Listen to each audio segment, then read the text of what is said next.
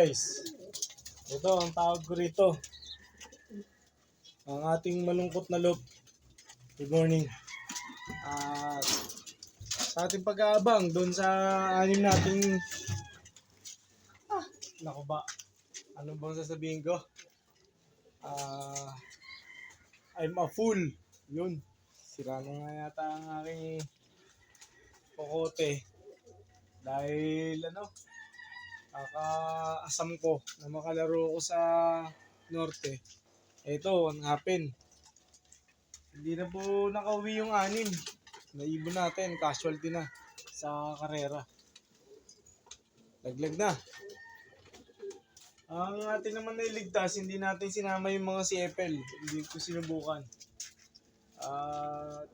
Itong ating mga ibon ngayon, sadya po talaga siguro na tataon sa pagkawala sila, pero may pagkakamali ako. Pinilit ko na makapag-load ako sa pag-aasam na makalaro ako sa CFL ng Norte. Sa Friday kasi, last training na nila. Nueva Vizcaya. Tapos, the next Friday, race proper na. Tunay na karera na. Kaya, nag-aangad lang na sana makalaro. Pero ito, what happened talaga. Napakasakit. Ang ating mga ibon, survivor na ngayon. Kung anong nakikita nyo dito ng ibon ngayon sa kanila, karamihan dyan mga breeder po. At nag-aangad tayo na makalaro, pero saklap. Ang aking pagtingin sa kanila ay para na rin silang mga anak ko. Kaya napakasakit sa akin, lalo sa part ni Mami Tutan, na ganun nga, sa sobrang pagbibigay niya sa akin, sa sobrang suporta niya sa akin, pati yung kahibangan ko na parang exaggerated na masyadong mataas ang expectation ko sa kanila na uuwi sila na ganun kalayo. Victoria Tarlac, hindi natin nagawa.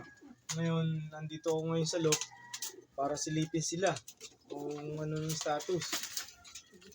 Sa akin naman nakikita, masisigla sila kumain. Pansin nyo naman.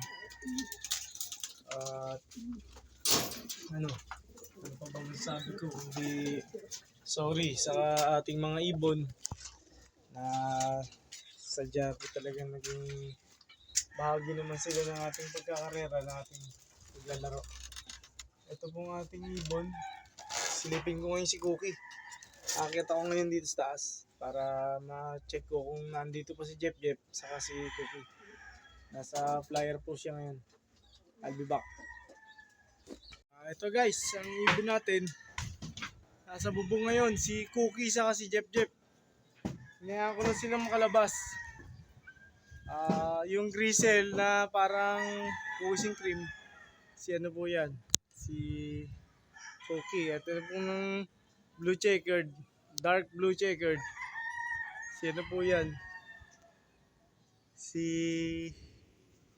Jeff. Hello guys, nakakita daddy. Chinek ko sila ngayon, nasa labas pala sila ng flyer.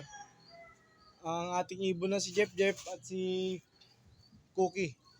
Ang ating ibon na cookies and cream na na grisel.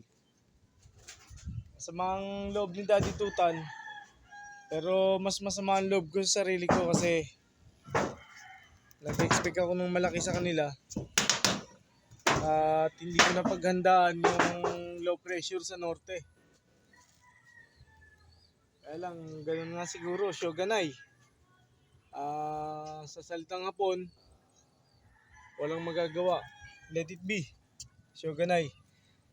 Kasi naghahangad ako na makalaro Makalaro sa parte ng karera sa Norte. Kaya lang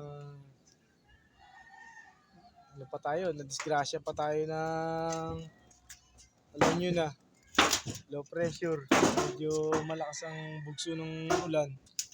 Pero hindi yung bugso ng hangin. Bugso ng ulan talaga kasi once na nabasa ang ibon, lalo na off color, madali siyang na ano, ito, nadadamage siyang mga balahibo kasi nga hindi sila designed na ano, na para dun sa ganung aspeto ng karera. At sa atin bilang karera,